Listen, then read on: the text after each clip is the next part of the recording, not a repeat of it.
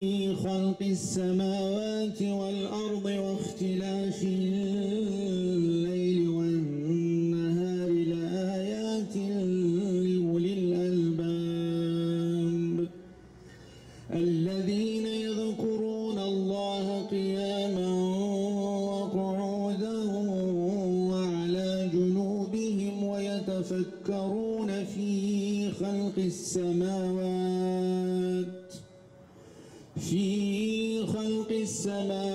والأرض.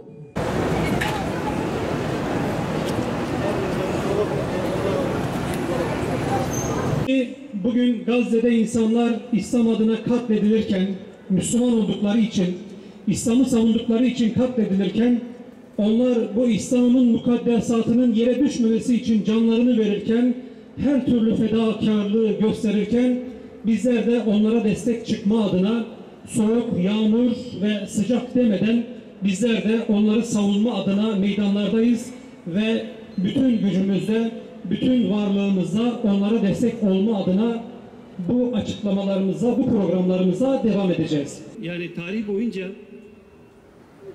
böyle bir zulüm tahayyül edilmiş mi veya var mıdır? Gerçekten de ben tarihte böyle bir şey göremiyorum. Yani Gazze'li kardeşlerimizin yaşamadığı herhangi bir zulüm kalmadı. Yani aklımıza, hayalimize ne gelirse her türlü rezilliği İsrail onlara yaşatıyor. Ve bu Müslümanları harekete geçirmiyor. Yani burada gerçekten de bu dünya sevgisi, dünya tutkusu bizi zayıf bırakıyor. Ayrıca şunu da ifade etmek istiyorum arkadaşlar. Allah Teala yine Kur'an-ı Kerim'de diyor ki, hani Firavun zulmünü biz biliyoruz ya, Firavun ne yapıyordu? Kadınları sağ bırakıyor, çocukları, erkekleri öldürüyordu. İsrail tam tersi, herkesi öldürüyor. Hayvanları dahi öldürüyor, canlıları dahi öldürüyor. Yani Firavun'un zulmünden daha büyük zulüm var. Ve Allah Teala Firavun'un bu yaptığına diyor ki sizin için büyük bir imtihan vardır Allah'tan. Burada tabii bizim için büyük bir imtihan vardır. Biz bu imtihanı nasıl vereceğiz, nasıl vermemiz gerekiyor? Gerçekten de bunu hani işin özü, yani bizim tekrar hani iman eden ayetini yaşayarak tekrardan kendimizi gözden geçirmemiz gerektiğine inanıyorum. Direnişi bir hayat felsefesi haline getiren Filistin'in aziz evlatlarına selam olsun. Başta Gazze olmak üzere Batı Şeria, Lübnan ve Yemen'de şehadete erişen tüm şehitlerimize selam olsun. Filistin'in İsmail'ine selam olsun. Başını ABD'nin çektiği Şer İttifakı'nın sınırsız destek verdiği işgal rejiminin Filistin'de gerçekleştirdiği soykırım devam ediyor. Gazze'de başlayan katliam Batı Şeria, Lübnan ve Yemen'i de içine alacak şekilde genişliyor. İslam coğrafyasındaki Siyonist tehlike her geçen gün büyüyor. Büyük şeytanın öncülüğündeki kolektif Haçlı cephesi işgal rejimine destek vermek ve daha büyük katliamlar yapmak için Akdeniz başta olmak üzere Kızıldeniz, Hint Okyanusu ve Basra Denizi'ne de yığınak yapıyor.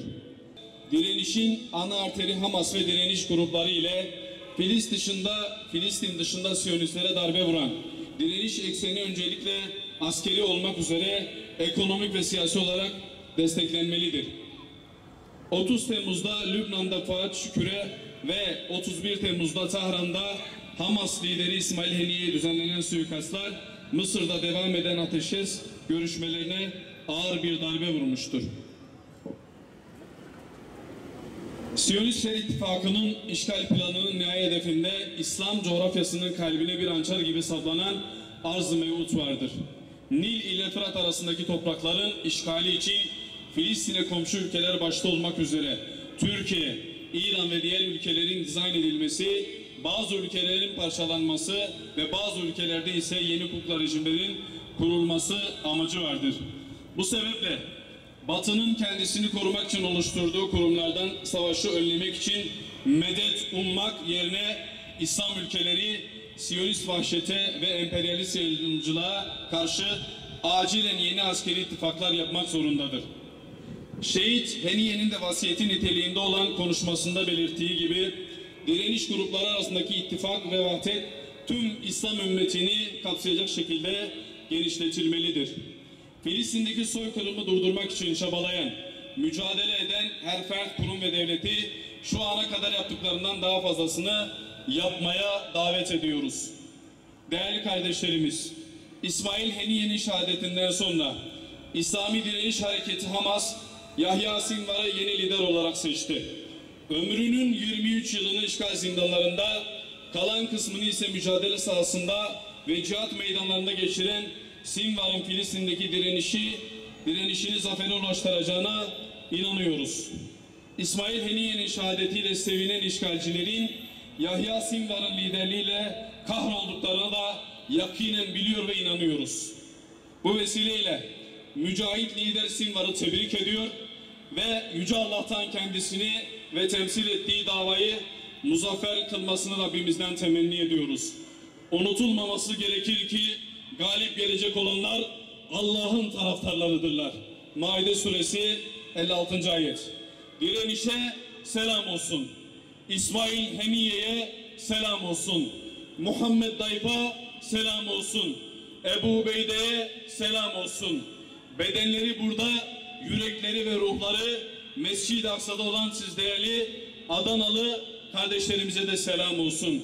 Duamız şudur ki Rabbim Hamas'ın zaferini nasip eylesin tez zamanda. Rabbim Siyonizmin ve uşaklarının, emperyalist devletlerin yenilgisini tez zamanda bizlere görmeyi nasip eylesin. Rabbim hepinizden razı olsun. Allah'a emanet olun.